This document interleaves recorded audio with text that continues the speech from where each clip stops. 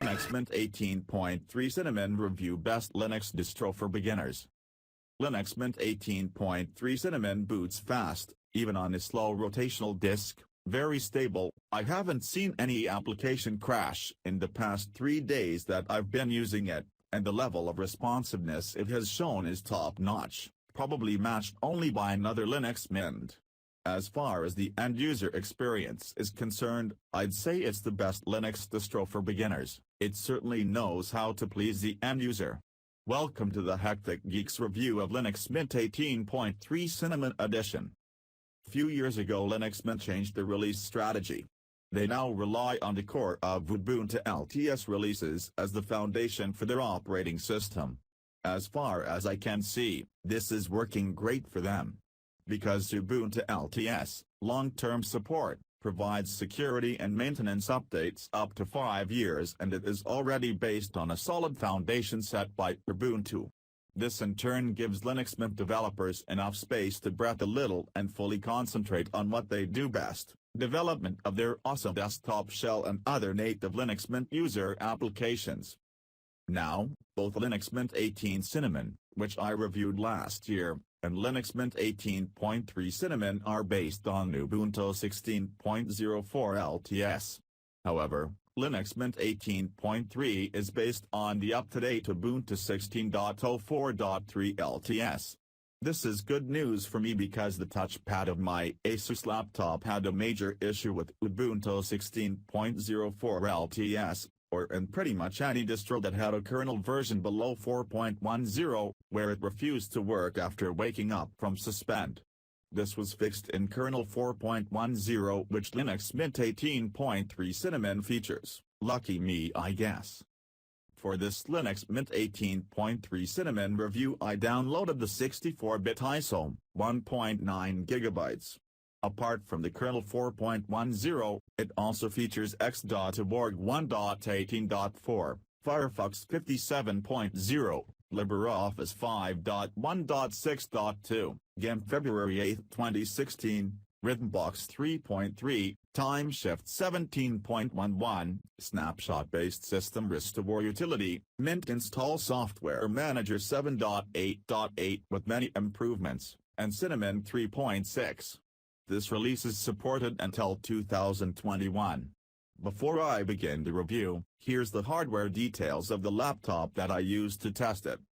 Intel Core i7-5500U, hybrid GPU setup, Intel Broadwell HD Graphics 5500, NVIDIA 920M, 4GB RAM DDR3, hybrid permanent storage setup, Seagate 5400 RPM. 500 GB rotational disk and a Kingston 24 GB SSD, Qualcomm Atheros AR9565 wireless adapter, Realtek TL8111/8168/8411 PCI Express Gigabit Ethernet controller, Realtek LC3236 sound card, LED display. 1366 by 768 resolution, 60 fps/Hz. It's an Asus laptop, F302LJFN024H. I've compared the performance data of Linux Mint 18.3 Cinnamon, boot up speed, memory usage, power usage, system responsiveness, shutdown delay, with Linux Mint 18 Cinnamon and Ubuntu 17.10. I could have added Ubuntu 16.04 LTS data too, but that was tested on my old Dell laptop, which breaks the purpose of comparing performance, so I skipped it. Not only all these 3 operating systems were tested on the same hardware, they were also installed into the exact same partition table.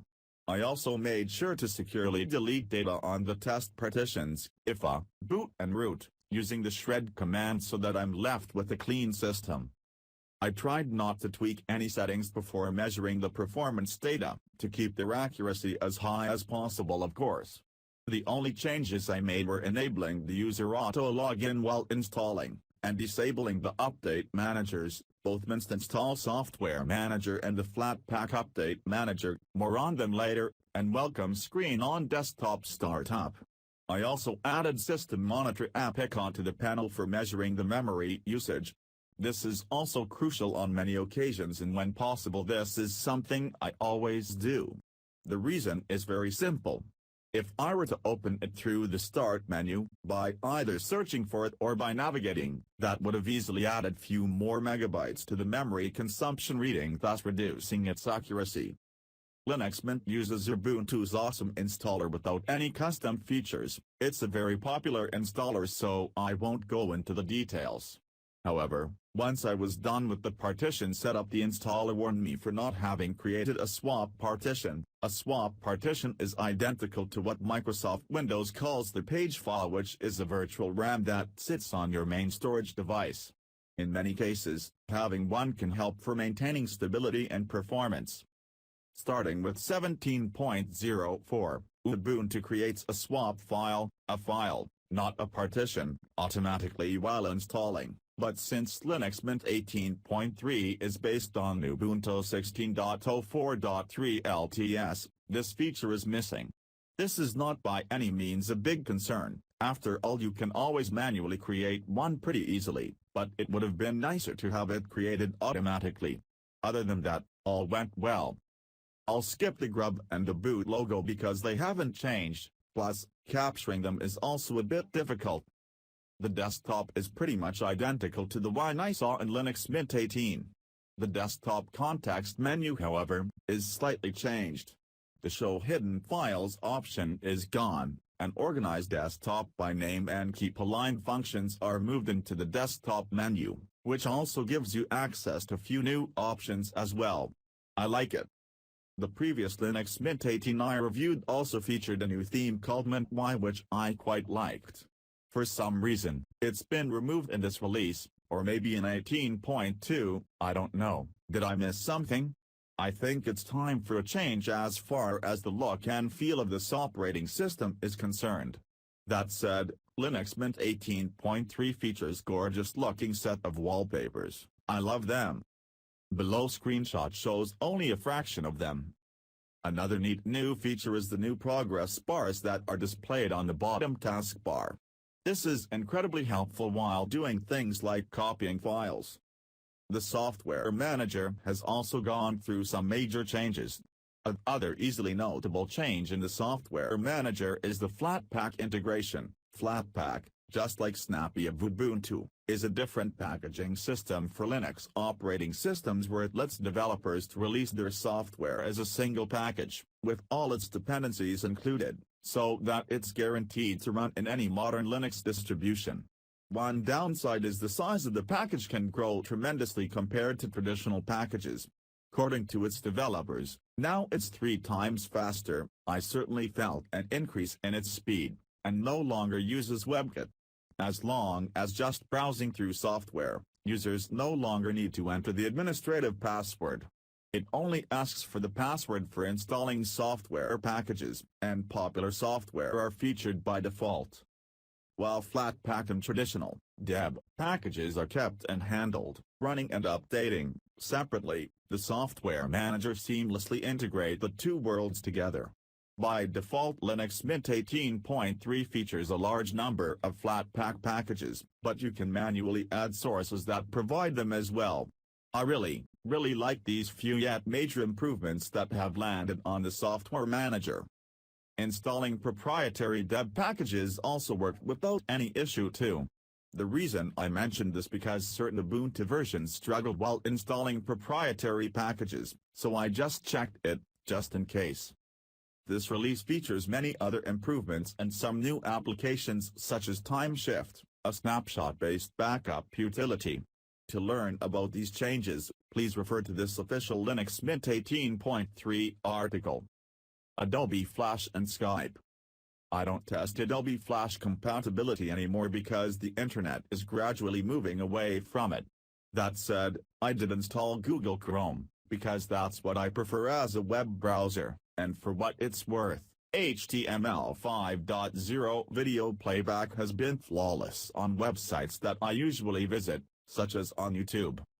I installed the latest Skype version, August 11, 2004. for Linux and made 3 calls, one with video feed on, other 2 without video.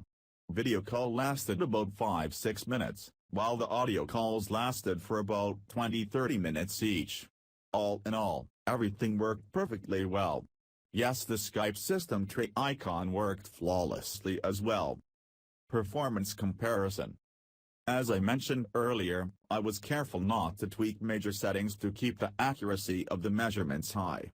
I forgot to mention that, as always, after installing the LM18.3 Cinnamon, I boot into the newly installed operating system 5-6 times to let things settle down, such as one-time app wizards to be done with their work. This is something I always do when reviewing any Linux operating system. Then I took approximately 5 samples of boot up times, memory usage and shutdown delay for coming up with average values. I only took 1 sample for calculating the power usage because the application I use to calculate it takes care of everything and it's highly accurate. I also ran the system responsiveness test twice, more on that later. So let's dive into the details. Boot up times. I use the timer app of my Android phone while measuring the boot up times. I started to measure as soon as I hit enter at the grub prompt and stop measuring when the desktop is loaded. I do not necessarily wait till all the applications on the system tray, for instance, are loaded. If I feel like the desktop has reached a state where I can start using it, such as the file manager or open programs, then I stop measuring. And on most Linux distributions, by the time I stop measuring, the desktop is fully loaded anyway. Linux Mint 18.3 is marginally faster than Linux Mint 18, 5.4%, but compared to Ubuntu 17.10 it's 21.8% faster. Memory usage. Before I open up the System Monitor application the desktop comes with, I make sure to wait 10-12 seconds, even after the desktop is fully loaded. This is usually helpful because usually update managers, whenever possible, I disable them from running because they have a tendency to fluctuate the memory usage readings, though you can't disable them in certain distributions, are executed with a certain delay, thus their memory usage is also included by the time I measure the memory usage. As you can easily observe, Linux Mint 18 is impressively lean on memory usage where Linux Mint 18.3 consumed 75.6% more memory compared to Ubuntu 17.10 though LM18.3 is marginally lean, 3.7%, nothing impressive. CPU usage, idle. When the system is in an idle state, meaning that the end user is not using the computer and there are no currently running user applications, then the CPU usage should drop somewhere around to 0. However, even in such states, due to bugs in software programs, or operating systems that have been hit by viruses or poorly optimized operating systems, can keep consuming the CPU at high values. Not only this degrades performance, on a mobile computer, such as on a laptop, this can lead to short battery life as well. But as you can see, Cinnamon 3.6 did a great job while in an idle state. Only the System Monitor app used 1% of total CPU power here and there, and the rest of the applications leave the CPU alone. Very nice. Power usage, idle. In terms of power usage, again, when the system is in an idle state, Linux Mint 18 was the most efficient where compared to Linux Mint 18.3 it used 3.8% watts of less energy, nothing significant, though. The other two scored pretty much on the same level. Here's the original output of PowerStat, that's the utility I use to measure power usage, for Linux Mint 18.3. There are few tools you can use to further cut down the power usage and make your Linux operating system as power efficient as possible so you can get the maximum battery runtime out of your Linux laptop. One such application is TLP. I like it for its simplicity. You basically install it, and enter yes or cancel for a question or two, if asked during its installation, and it'll apply all the hardware optimizations automatically. Enter this command to install it on Ubuntu-based distributions, sudo apt install TLP. So I remeasured the power usage after installing it, and below is the screenshot of the output of PowerStat. After installing TLP, the power consumption was cut down by around 24%. Once the battery was fully charged, with the screen brightness set around 17 to 20%, Wi-Fi turned on and connected to the wireless router, Bluetooth was turned off, I was able to use the laptop for about 3 hours and 5 minutes. Now if you compare this to the battery runtime of Ubuntu 17.10, I don't have the number from Linux Mint 18. Ubuntu 17.10 scored an impressive 4 hours and 36 minutes. But the circumstances were a bit different on Linux Mint 18.3.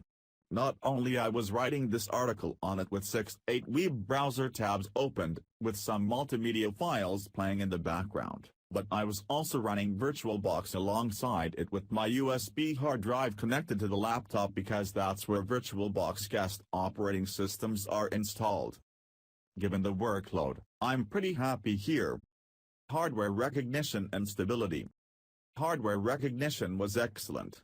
Mint was able to automatically configure all of my hardware. I never had any issues whatsoever. Screen brightness, vertical bar, wireless adapters, state etc. were all restored to the previously set state each time I loaded the desktop, and as pointed out in the beginning of this Linux Mint 18.3 review, my touchpad was also worked perfectly well.